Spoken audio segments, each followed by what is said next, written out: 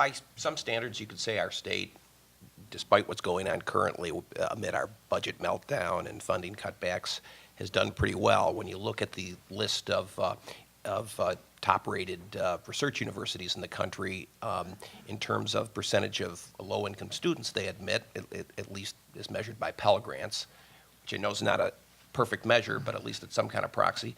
Well, those numbers show, as I recall, last time I looked, the three top schools in that category, again, top in terms of admitting, enrolling low-income students, were all UC schools, Berkeley, UCLA, and San Diego. And number 4 in that batch was USC.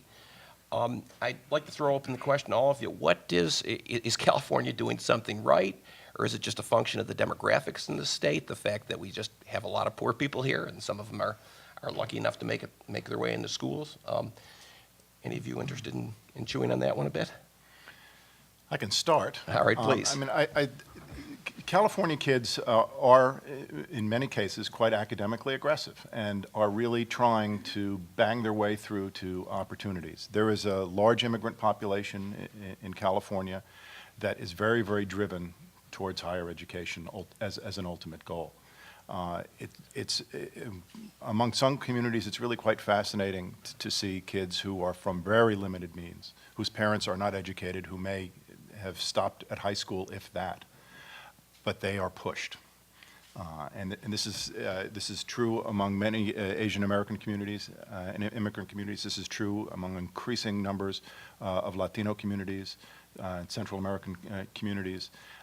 And the evidence is in how far they are pushing in terms of the top-level academic courses at whatever high school happens to be available to them. What's so frustrating, I certainly have many friends who teach in a variety of high schools. One friend who's teaching in what is considered one of the better LA schools, and he has 6 sections of his AP history course that the smallest class is 45. And he's, as part of that curriculum, supposed to be grading papers on a weekly basis. It's just not humanly possible. So, but the kids are still doing well, and they're getting more than they're given, I think, in the end. I'd like to say 2 things, I guess. One is that I've seen those figures, and they're in the low 30%, which to me is shocking that we're not focusing in on the reverse, which is that 70% of UCLA students, or something in the high 68s, whatever the numbers are, aren't eligible for Pell Grants. So that says that, basically 6 or 7 out of 10 students at UCLA are coming from families where they don't have significant need. We don't have tuition, but we're a relatively low fee institution, just barely over this year, $8,000 a year. But we know that there are lots of other costs associated with going to college. But I would also say that I think that I haven't taken a deeper look at the numbers, but I would guess that that we share Kelly students. So when they do transfer, they're coming to often coming to UCs.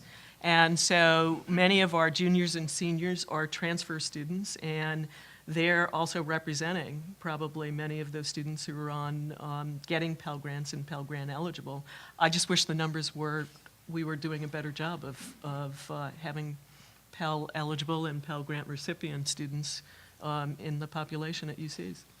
As the non-Californian on this panel, I would say that partly you should congratulate yourselves that the popularity of the UC campuses and their success reflects decades of a shared commitment in the state to supporting it. A UC system doesn't happen by accident. It happens because people think higher education is important over generations.